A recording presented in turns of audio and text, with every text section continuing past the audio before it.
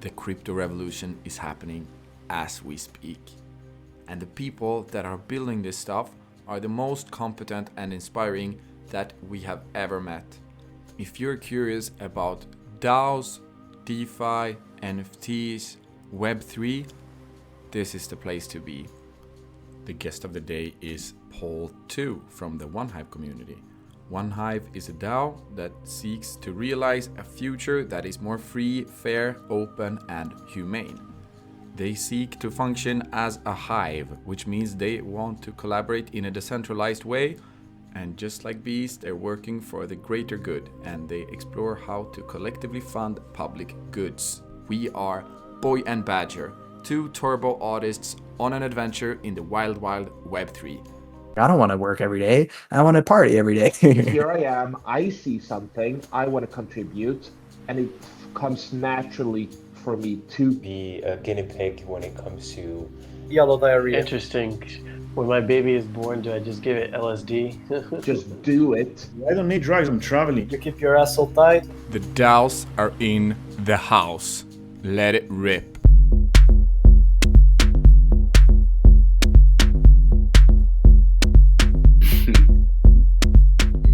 That's my favorite sound in the world. Woohoo! Craig, my man.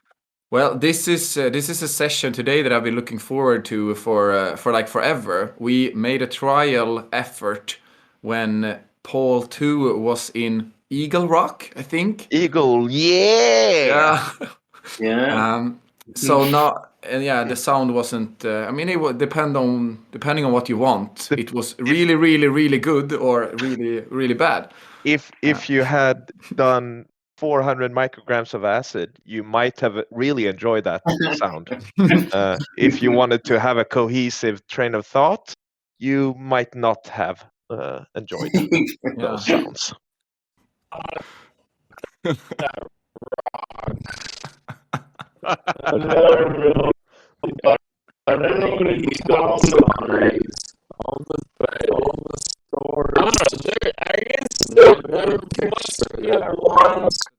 It was an enormous waste of your guys' time. I'm sorry. No, I didn't do any acid, but I enjoyed it anyways.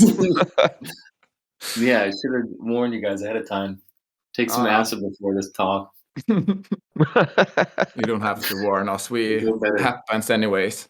Yeah. Murphy is always here.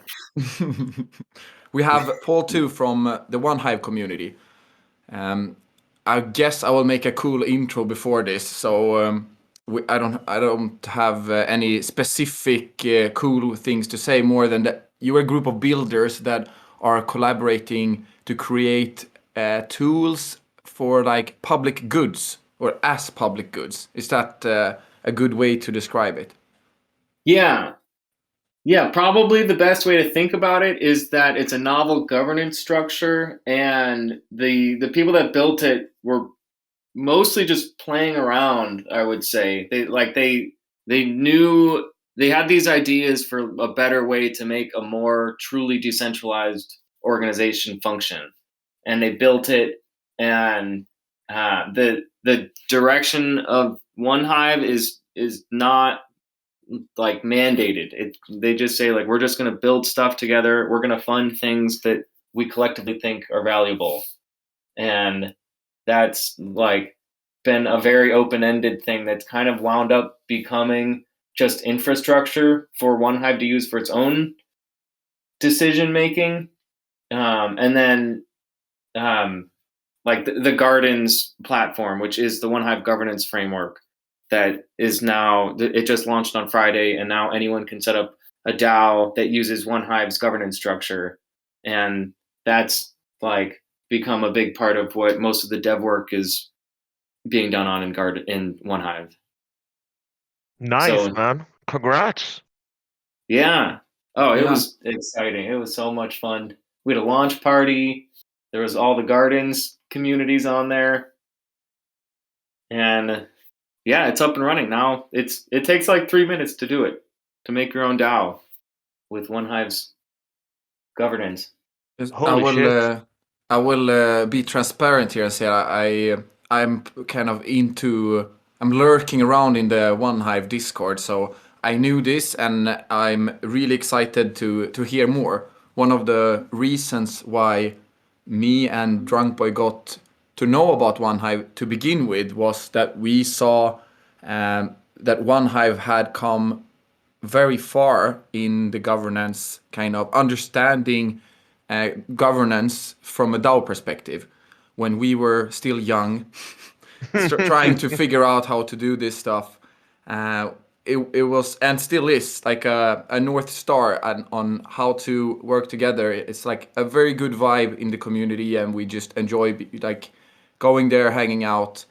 And now, kind of finally, this has resulted in a product, which is, if you think that this might be a good way for you to create your DAO, if you want good vibes, if you want this clear structure in which you can, like with clear playing rules, in which you can create your DAO and have some kind of collaboration session going on the way you want, then the Gardens might be the perfect tool for you.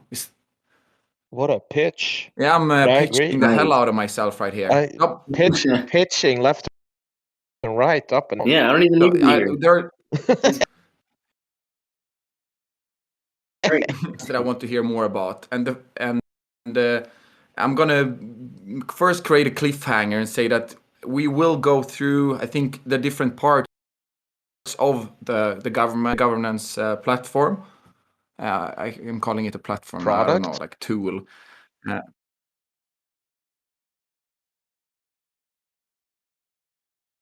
Product stuff. But first, how did you get engaged in all of this? What though? Oh man. Yeah, what was your aha moment?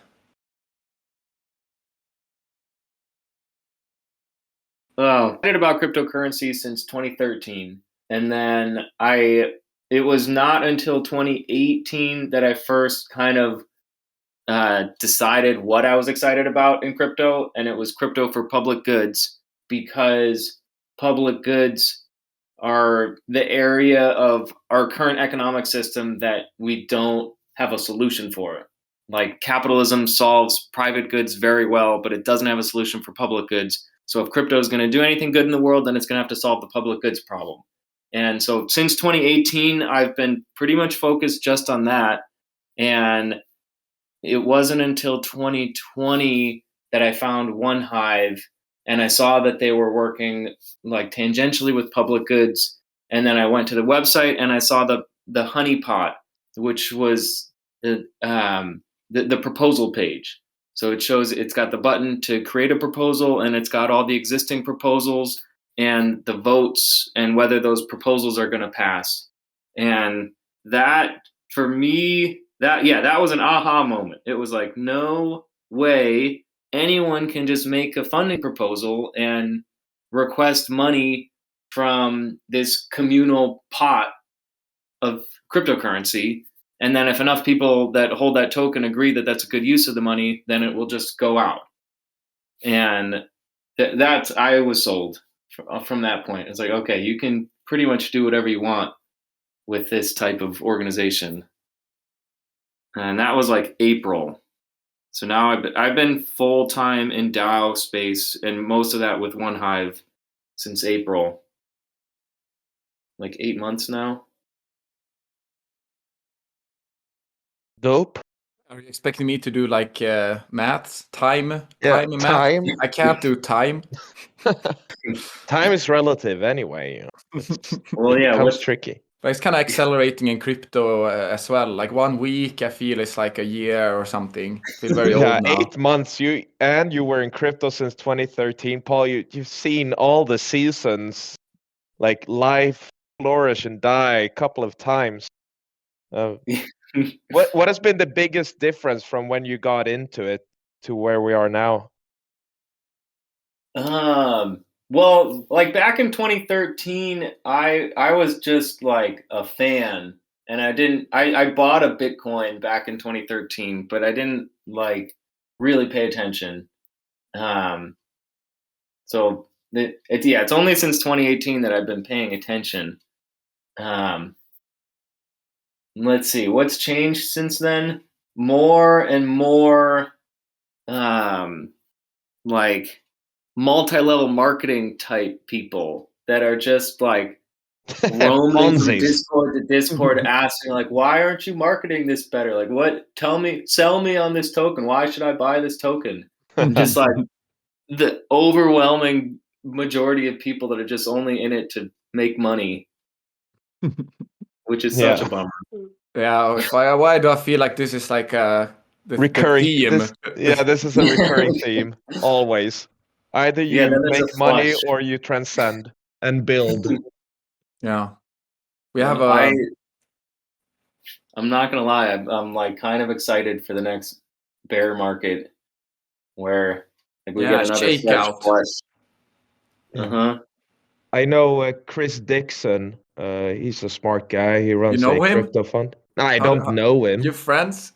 Yeah, he actually liked the tweet that I reply Really? that I did on him. Okay, So you're I guess basically- we're best buds now. Yeah, Shout out lovers. to my best bud Chris Dixon.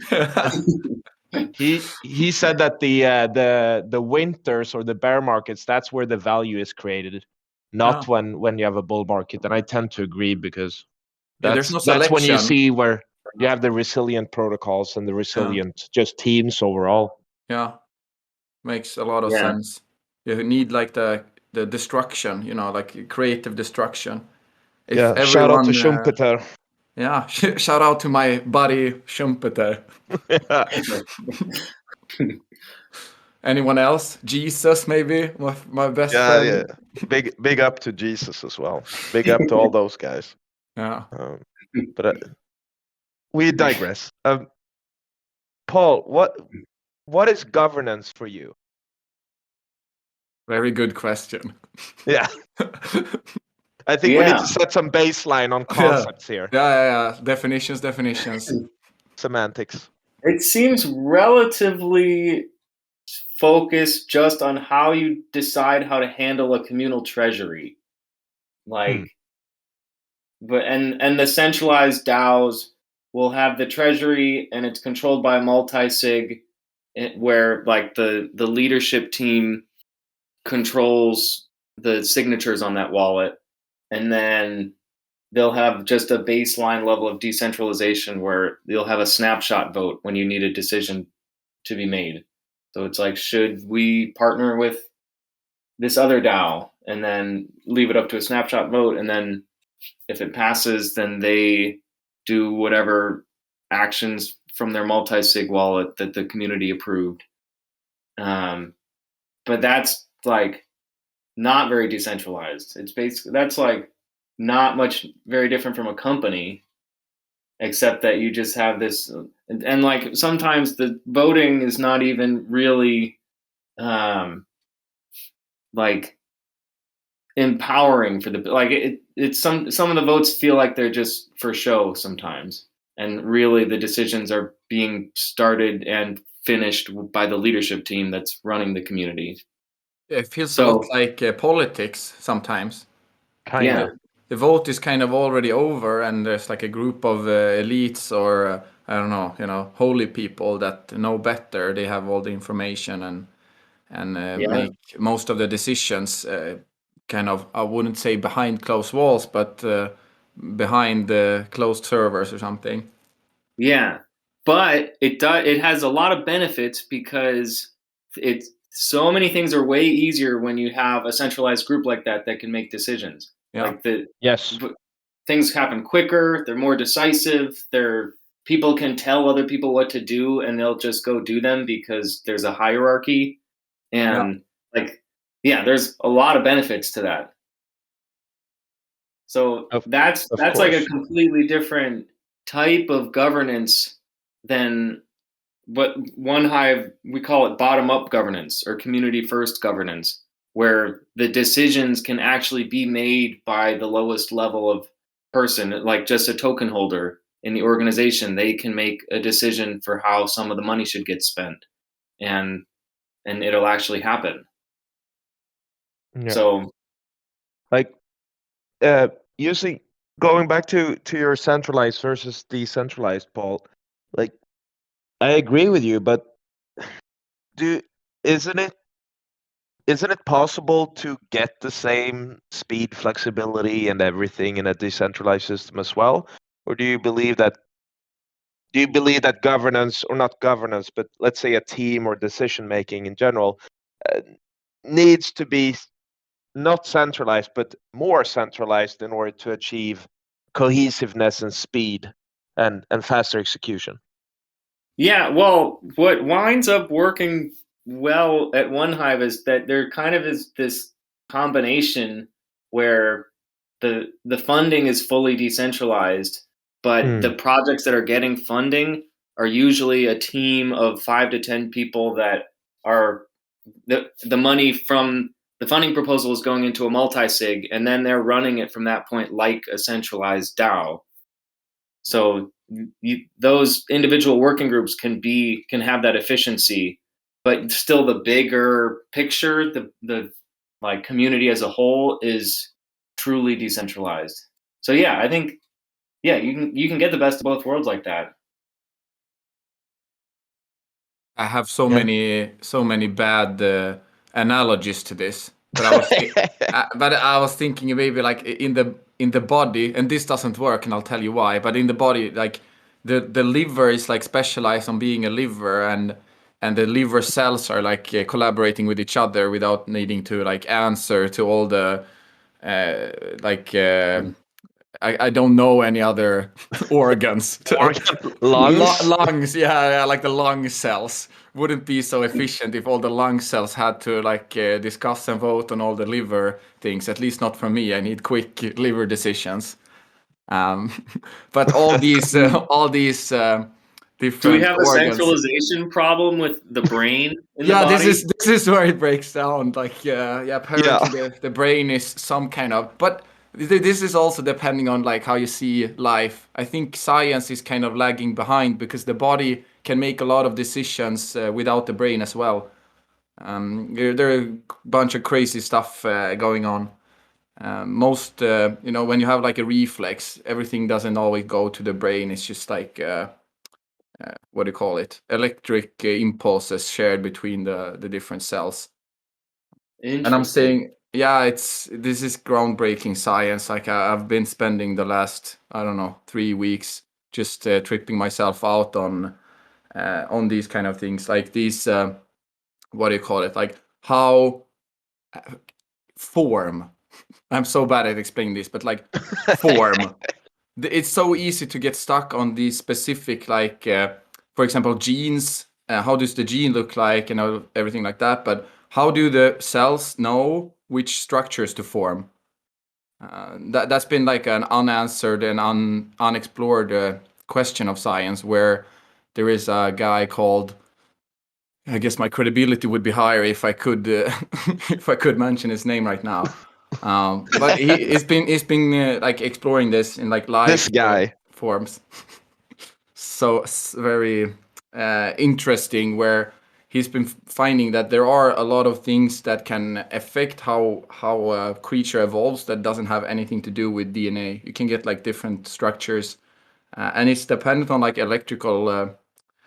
It's basically like communication between the cells, and no one really knows who decides this, but you just know that depending on the electrical potential, the cells will organize in different ways. And in a sense, this is kind of what you can do with a DAO, that you set this electrical potential. That's like the basic infrastructure. You can kind of steer what kind of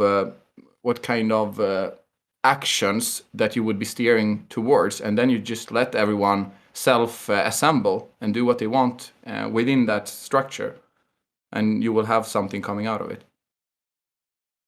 That's an interesting way of thinking about it. That it reminds me also that the evolution. This was like a misconception about evolution, that changes and mutations were always random. Yeah. Same. Yeah. And the example that I heard that was really good was like how mountain goats are really good at climbing cliff walls, and Yeah. and it's attributed to their hooves being so rubbery, but they were saying it's not like one day a goat had a mutation where they had rubbery hooves and then they could climb up cliff walls. There were goats that were trying to get out of danger that decided, probably poorly, to try to climb up the side of a cliff, and Yeah. like some of them actually succeeded, and then that became a thing that goats started doing to get out of danger. And then over the years, the goats that had rubbery hooves were the ones that were better at it. Yeah. And so that was how it was. It like started with the behavior change, and then the like function change came after that. Yeah. There are a bunch of. I'm not a biologist, so take everything I say with a pinch of salt. Mike Levin was his name, so this is actually Googleable. There are Shout out like to Mike Levin. Yeah, shout out to my buddy Mike Levin.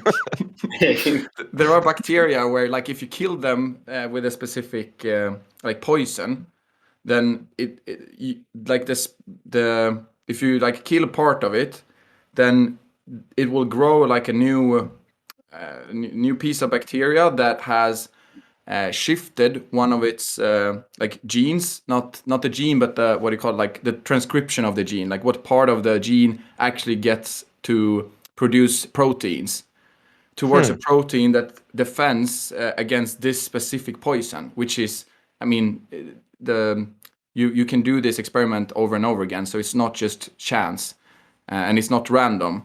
It's not like it's just trying anything. It knows which gene to transcribe in order to protect, which is crazy. Like, these things are, I would say, groundbreaking. Yeah, how do they know? Like no one knows. Like, Yeah. you know, I'm deeply spiritual, so, you know, I have my answers, but I'm looking forward to for science to like come up with more like detailed explanations as well. Yeah. Let's see who has the best story in the end. Yeah, let the best story win. Yeah, I think also crypto. I mean, we can do these experiments on large scale with the humans. We don't need like flatworms and shit. And I'm not saying we should like poison people here, but let's try and see what we can, how we can do things together. DAOs are definitely, like, more so, I think, than any other organization type that we've had, very malleable and changeable structures that it seems inevitable that we're going to have a lot of mutations and like evolution with how they work. Hopefully. Yeah. Yeah. It would be a shame if everyone decided to organize themselves in the same way and collaborate in the same way. That'd be a shitty setup, in my opinion. Well, we need more use cases. Well, use case is the wrong word. But DAOs have unlimited use cases, but we need more DAOs that are doing stuff in the real world. Yeah. Like the Constitution DAO. Oh, Craig. Hello, Craig. He's Use Gardens. Create their own DAO with the fucking up Craig or fucking up Discord. Part 3. Okay, some specifics about Gardens. Alter the DNA of your DAO by having decision voting. Do you have anything to add there? That came out of the Commons Swarm. So Token Engineering Commons has been building alongside Gardens since the beginning of time. And they wanted to be able to change like more fundamental parts of the governance structure beyond just the parameters for voting and supply, like the actual EVM code for how the DAO works. And that's beyond, I'm not technical, so that's beyond what I understand, but the name of the tool is EVM CRISPR, and it lets you plug EVM into to replace code, and then it works like a decision vote. So with Gardens, you have funding proposals which work with conviction voting, and then you have decision votes, which are when you make changes to the parameters, which are things like the minimum support for a funding proposal to pass and the maximum inflation for the token for a year. And those work more like your typical snapshot vote, where there's a binary yes/no vote, and if a minimum number of people vote on it and over 50% say yes, then it changes that parameter for the DAO. The idea is that you want to make it harder. Funding proposals are relatively easy to pass, but decision votes that are more important need more support from the community to pass. But yeah, EVM CRISPR, you can replace the code for your DAO governance, and with a decision vote, you can push it through, and it'll be executed on chain, all with community support. Do you want an extra pitch? I think I got an aha moment here. I will act as a marketer of OneHive here. You have the decision voting to change the actual DNA of the DAO, but most of the time that's not needed, and that's where this kind of form comes in, which I talked about earlier. Of course, you can change the DNA, but changing the DNA takes more time and it's more difficult. Instead, you have the conviction voting for the funding proposals. You have a community covenant, which is agreed upon underlying social values that everyone respects and follows.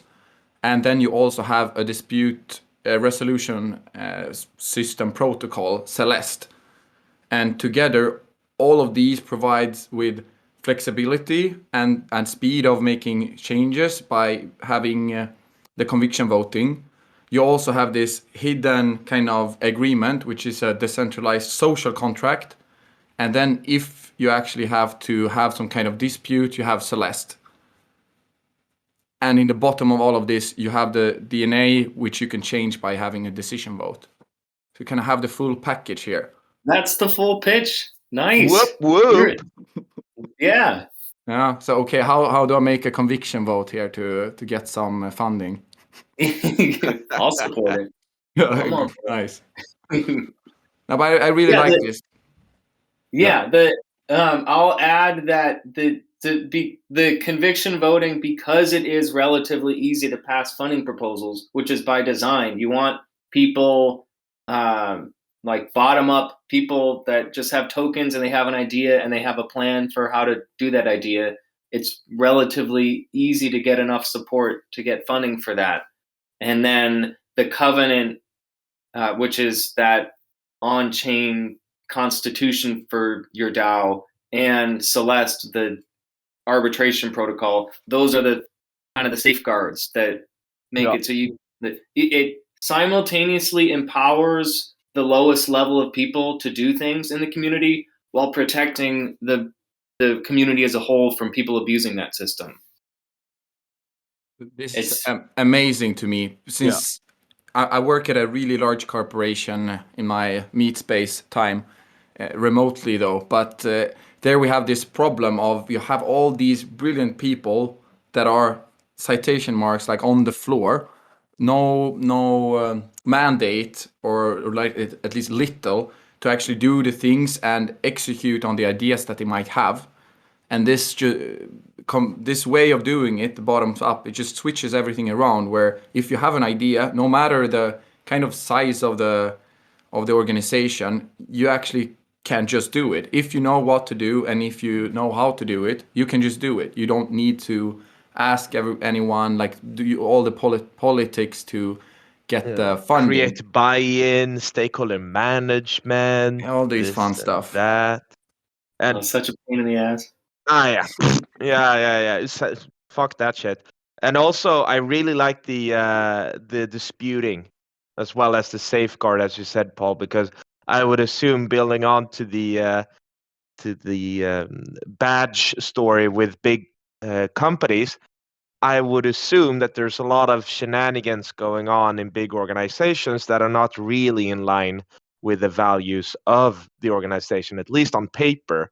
And having a clear, transparent process of anyone being able to dispute a proposal or anything. I think it's very sound, and it provides people with a sense of ownership, regardless of how many tokens you own or in what way or part you're collaborating or contributing to an organization.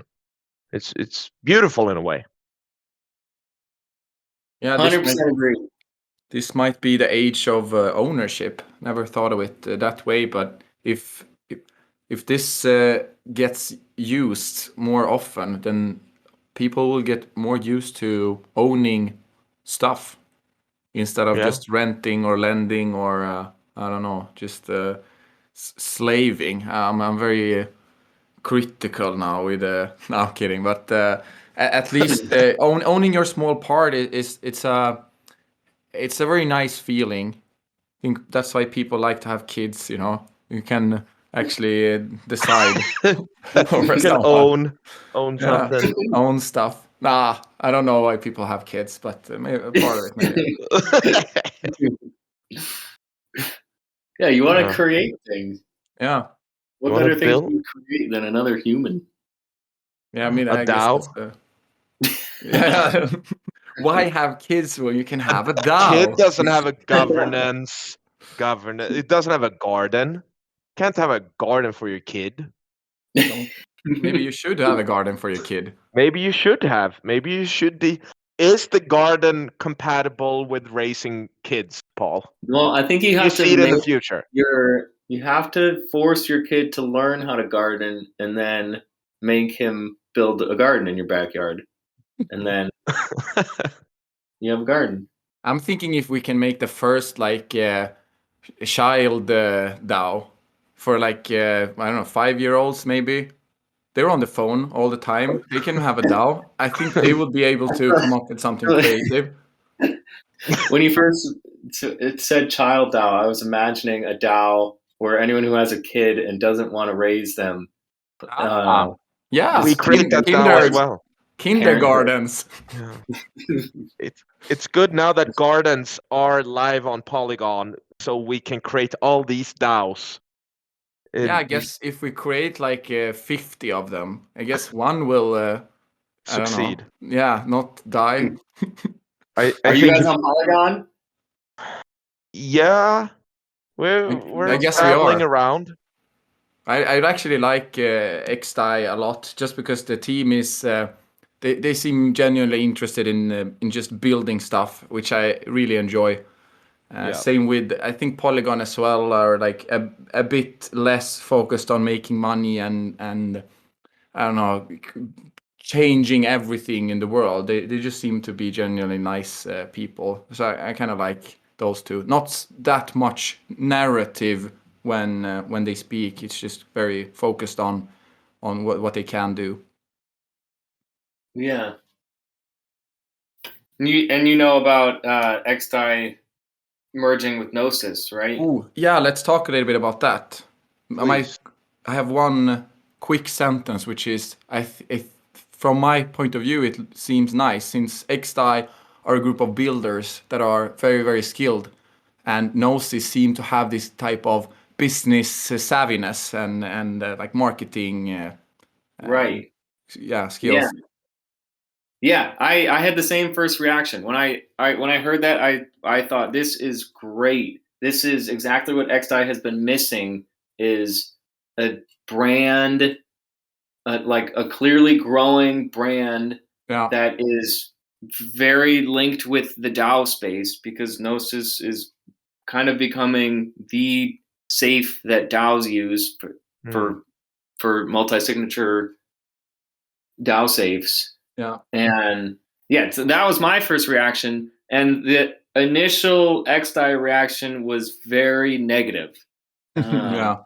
Everyone was pissed.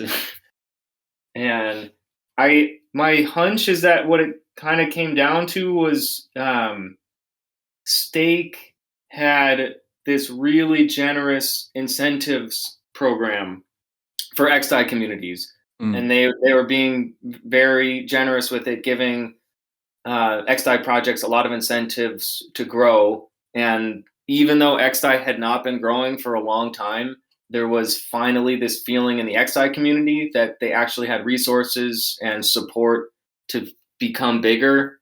And xDAI was still valued and still is valued very low, especially compared to Gnosis. And so people saw Gnosis coming in and they thought it was just taking out all the headroom of the potential growth for xDAI and not. I think everyone understood that it was a good strategic partnership, but I think that's why people were pissed originally.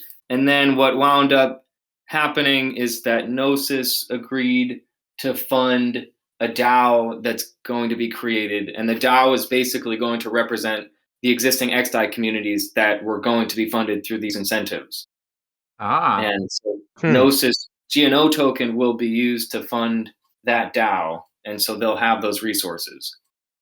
So when the actual snapshot vote came out, it was overwhelmingly positive for xDAI. So everyone's excited about it now. Nice.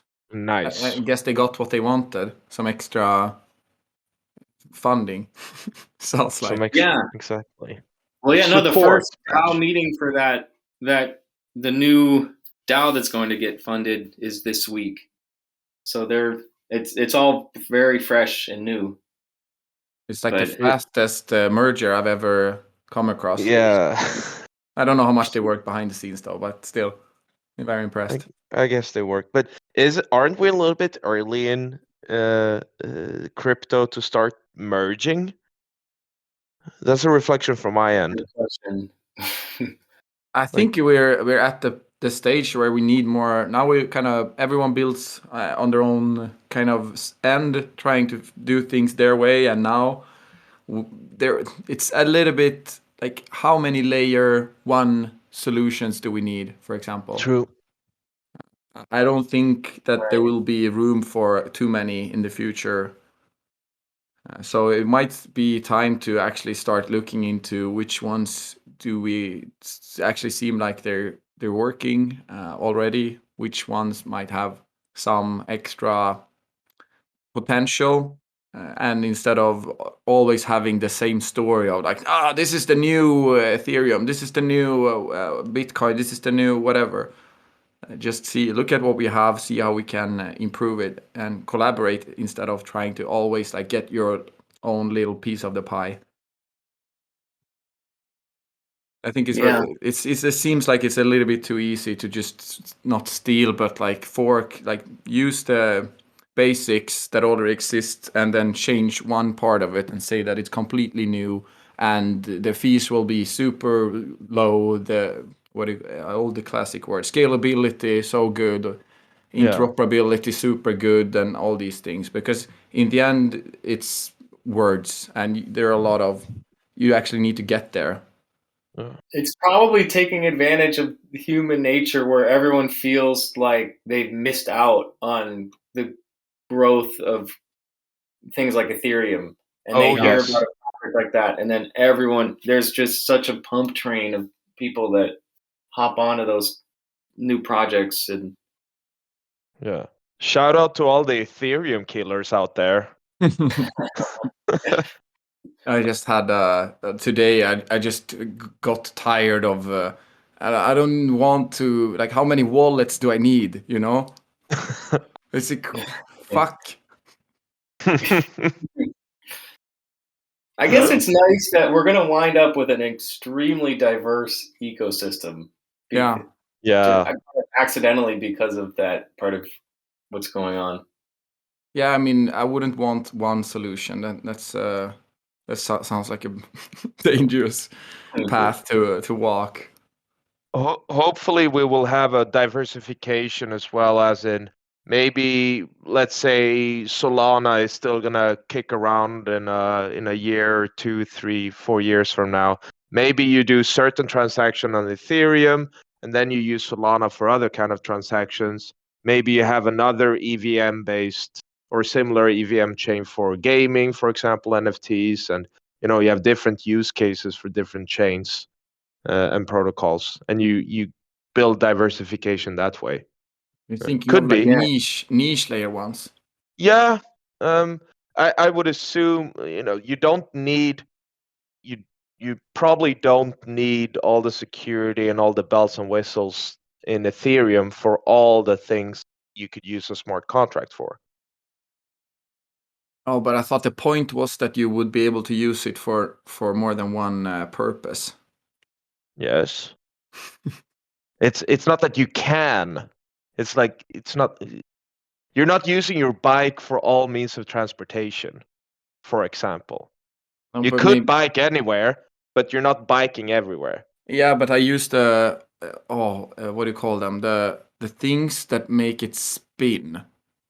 SKF. The bearings. Yeah, the bearings. I mean, the bearings Yes, are the but same. you don't use the same bearing for all different applications either.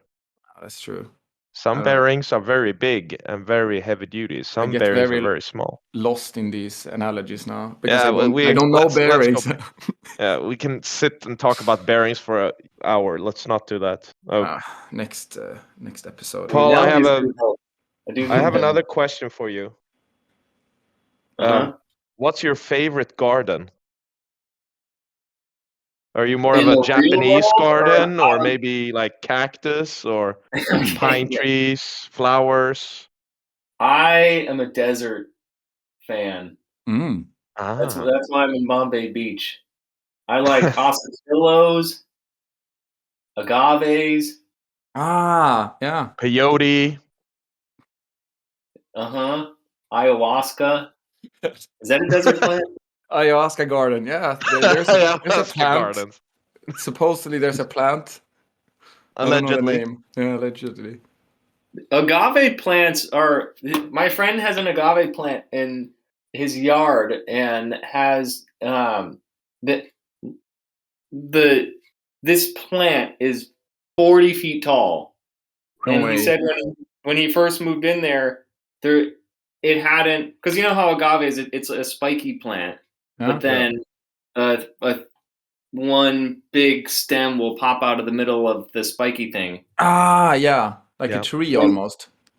Right, yeah, it looks like a tree with a spiky bottom. Yeah. And when he first moved there, it was just the spiky thing. And then in the matter of 2 or 3 months, this thing erupted from the spikes, and now it's 40 feet tall. And damn, it's like, I don't understand where all that stuff came from. Like, what the maybe they did a funding proposal in the spiky stuff. Blaming God. Yeah. Well, apparently when you harvest agave for, what is that, mezcal or tequila? Yeah. Apparently you want to get it right before it stems up like that, because that's when it has all the energy packed up in there. Yeah. That makes sense. So it stacks all the tequila before sprouting. Yeah, I guess agave stems are basically just tequila in solid form that wasn't harvested. Yeah. There has to be a lot of energy in that, in the agave, then, if you can get out a 40 feet sprout from the base of it. Yeah, it's impressive. Yeah, and you can, when you have 40 shots of tequila, you feel a lot of energy. Yeah. True. It all makes sense now. I thought it was all makes alcohol. sense. Should we say something about your friends over at Agave on DeFi lending protocol? Yes. That is also on xDAI. Yeah, because they were originally funded from One Hive. Yeah, so sweet. Yes. So that's a decentralized lending protocol. So it was originally an Aave fork, and now it's been custom built. So it's very much its own thing now, and that is one of the projects that was getting a lot of stake funding from xDAI, and the rewards were amazing. That with the incentives, borrowing Ethereum had a net positive ROI. Really? So while you're borrowing your ETH, you're still making money. It's like the real world. Yeah. Okay, so Yeah. I have a DAO suggestion for anyone listening here. You go together with your friends, you create a DAO using Gardens, and Yes. then you use some of the treasury from your DAO, deposit that in Agave in order to make some. You deposit it as collateral in order to borrow some assets, and then you use them to stake and farm. And since you're a group of people, you can actually just outsource and delegate all the farming and all the activities within your group. So you don't have to do all of these things yourself. And this way you get, what do you call it? Like economies of scale. Instead of everyone having to manage their own portfolio, you can just have a shared one. And use this funds for whatever fun things you want to do together. I don't know, travel, having a party, creating a real garden, whatever. My Right. really big payload for the Falcon 9. Yeah, go to Venus. Go to Venus. It's Badger Tone. It's actually a very good. It's a very good thing. If one would want to follow this advice, Paul, what's the hands-on, step-by-step approach that one need to do to get this Venus DAO going for complete noobs? Yeah. Okay. First, you got to find a bunch of people that want to go to Venus, which shouldn't be that Nice. hard. Couldn't you just convince them after, I'm thinking some tequila? Yes.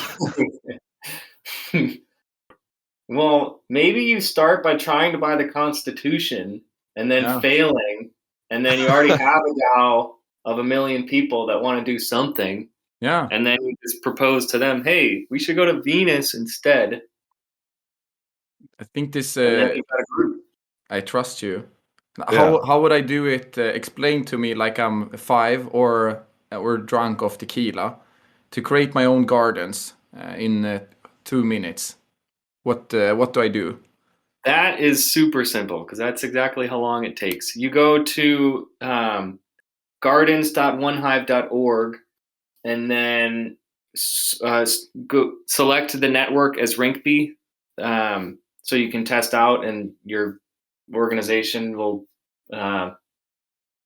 just you can basically just play around with it there. Although, I mean, xDAI and Polygon are so cheap that it's not going to cost you that much money to just build one on the main net. But while you're toying around with parameters, it's a good idea to just start on Rinkeby. And then that's when you can go through setting the parameters. The parameters are all initially set to be the same as OneHive's parameters. So if you kind of just, the first step is setting the overview, like the name of your DAO and the description, and then you add your covenant and your logo. But then when you get to the parameters, you can just set those as they are and have a OneHive DAO, or you can play around with making it easier to pass proposals or harder to pass proposals, or you can go through, there's a whole bunch of settings that you can update. And then on Rinkeby, the DAO will be created. You'll have liquidity during the creation process. You have to create liquidity for your new token. So it'll be liquid with honey, and that's when you're able to, once that's set up, then you'll be able to make trades with your new token. So your DAO will be created on Rinkeby. You can create funding proposals and you can trade your new token around. And once you're happy with how the system works, then go to xDAI or Polygon and start the process over again, and then you'll have a real DAO. And that process was as if you're going to create a new token with your garden, but there's another option to wrap an existing token. So if you already have a cryptocurrency project that has a token, you can wrap that. Or if strategically you want to wrap ETH or xDAI or any other token, maybe that's just how you want to fund your DAO, you can do that. So you and- don't even need your own token. You can use wrapped ETH, for example, or wrapped xDAI. Right. Yeah. If you Smart. if you create a garden with a new token that gets minted, then it's going to have dynamic supply issuance. But when you wrap a token, because you're bringing that token into your new garden and using that for governance, then you control the supply. So that's kind of the key difference between those types of gardens.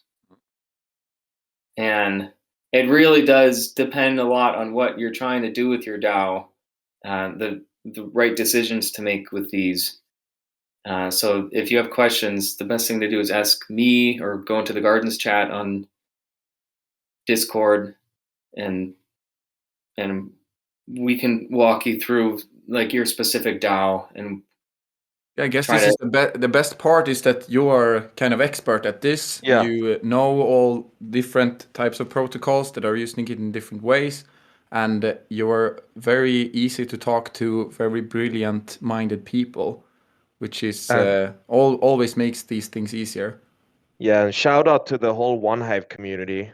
Just bunch of nice people in general. Super helpful, super good vibes. But of course, Sure. anyone listening here and being super stoked on creating a DAO, but might need some additional help, and jump into the OneHive Discord and talk away. definitely Would be my suggestion. Yeah. mine too. Maybe that's a good way to end, or do you have any fun jokes that you want to end on?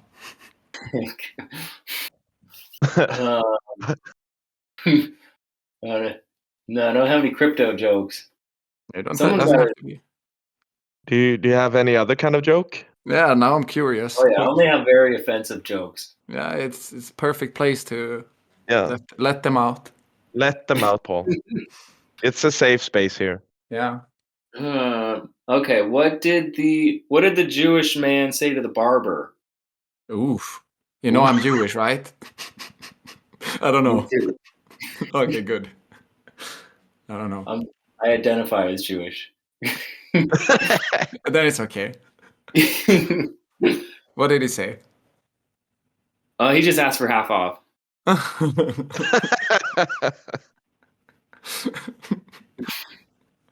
I guess that's it. But I guess that's it. that's Paul 2 from OneHive. Whoop, boopity doop.